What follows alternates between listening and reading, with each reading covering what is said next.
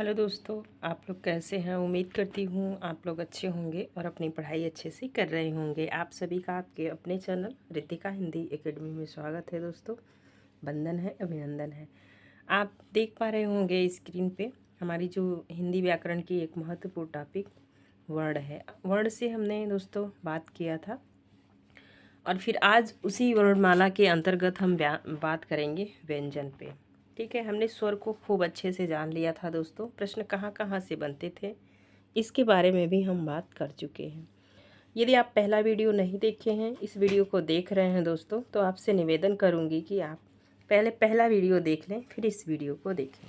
आइए दोस्तों, हम थोड़ा सा रिकॉल करते हैं कि हमने पिछले वीडियो में क्या क्या पढ़ा था।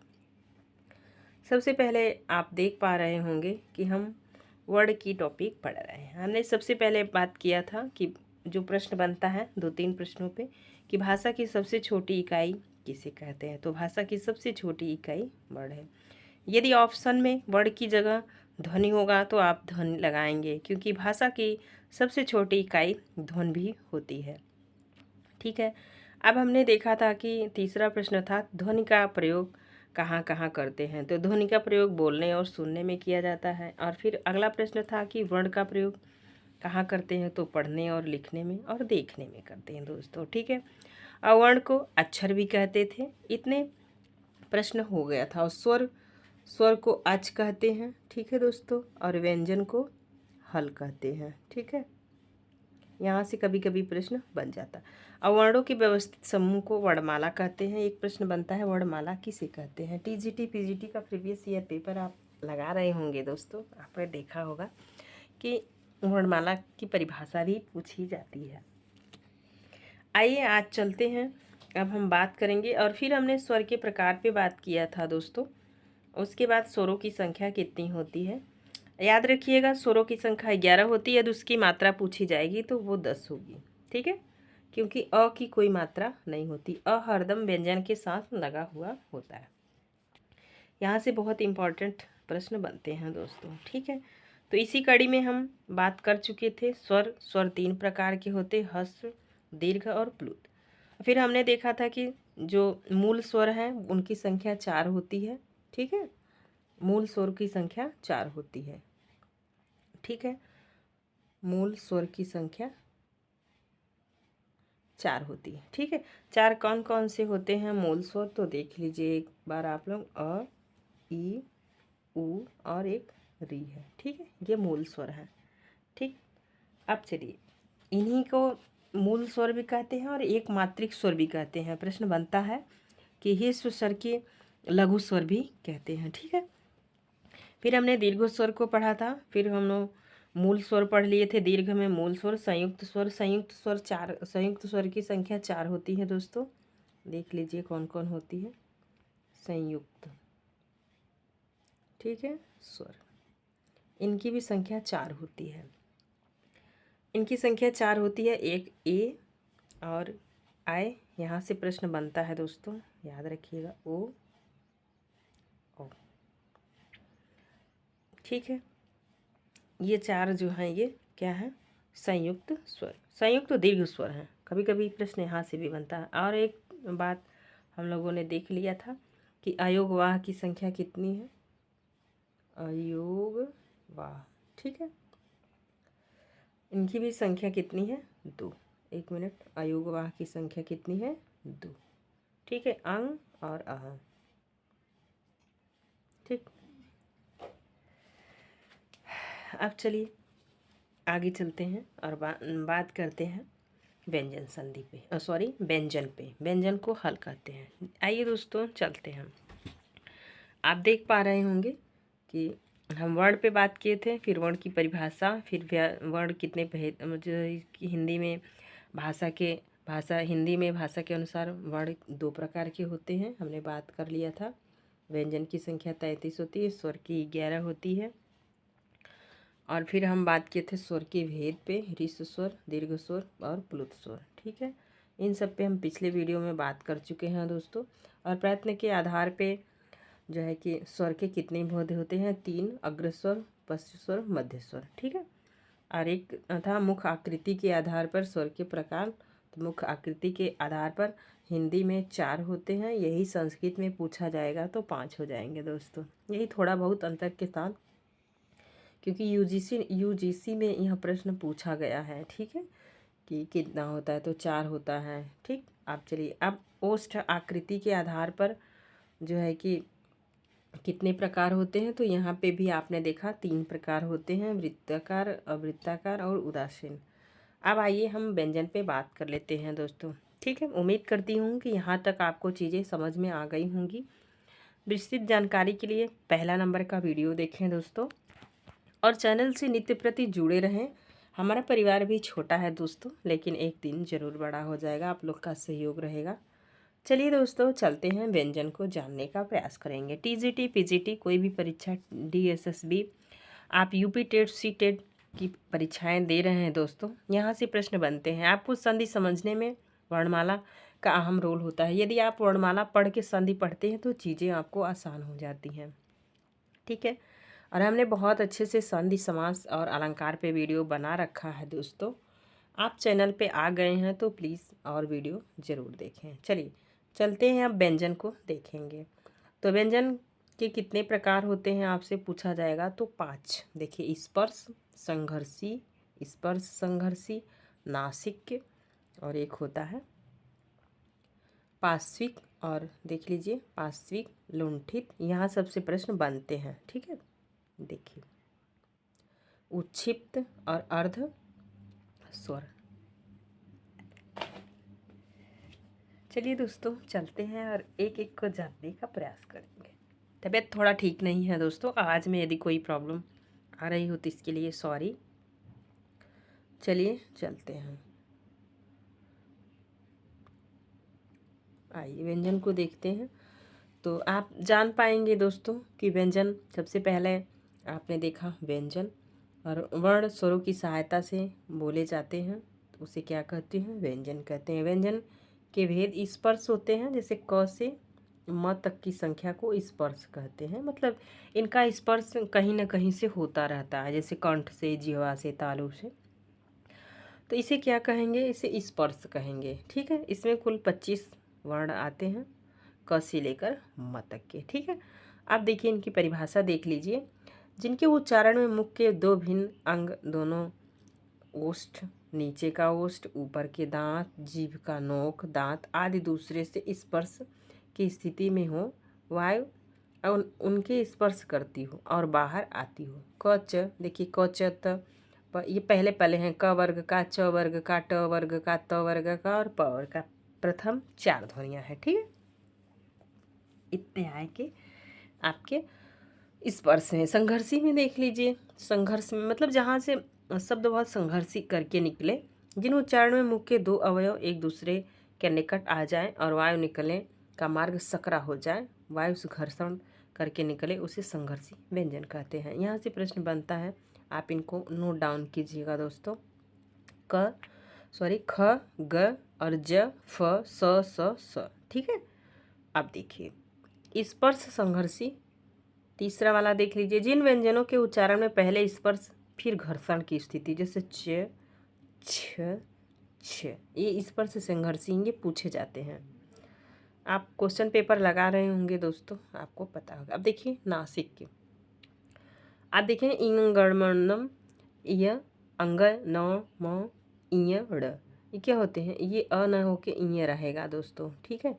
मतलब कि जो 25 स्पर्शी 25 वर्ण है, उन्हीं का जो लास्ट वाला है वही क्या होगा, ये नासिक के हो जाएगा। इसका उच्चारण नासिका से होगा प्लस उच्चारण स्थान से होगा, जैसे क, ख, ग, घ, अंग, अंग से भी इसका उच्चारण होगा और नासिका से भी होगा। बोलेंगे तो आप सब समझ पाएंगे। पार्श्विक देख लीजिए, हरदम पूछा जाएगा पार्श्विक वर्ण कौन सा है, तो ल है, याद रखिएगा। लुंठित में र होता है, ठीक है। और देखिए, और उच्छिप्त में देख लीजिए एक बार, उच्छिप्त मतलब जो उछला हुआ हो, इसी को आगत व्यंजन भी कहते हैं, मतलब आया हुआ हो, मूल स्वर ना हो के आया हुआ हो। ये ड और ढ है, ठीक है। जिनके उच्चारण में जीभ की नोक झटके से तालु को छूकर वापस आ जाती, उन्हें उच्छिप्त कहते हैं, मतलब उठा हुआ, उछला हुआ, ठीक है। और आप देख लीजिए अब अर्ध स्वर, अर्ध से य और व, ये बार बार परीक्षा में पूछा जाता है। जूनियर आप टेट दे रहे होंगे तो प्रीवियस ईयर में ये प्रश्न आपसे पूछा गया है। अब चलिए दोस्तों उच्चारण स्थान पढ़ लेते हैं। ठीक है, उच्चारण स्थान देख लीजिए व्यंजन के स्वर। अब आप ध्यान दीजिए, यहाँ से प्रश्न आपको बनेगा। स्वर यंत्रमुखी क्या है? स्वर यंत्रमुखी। जिन व्यंजनों के उच्चारण में स्वर यंत्रमुख से हो वहाँ क्या होगा? यंत्रमुखी हो, जैसे स और ह। ठीक है, जिह्वामूली। जिह्वामूली ये संस्कृत में होता है दोस्तों।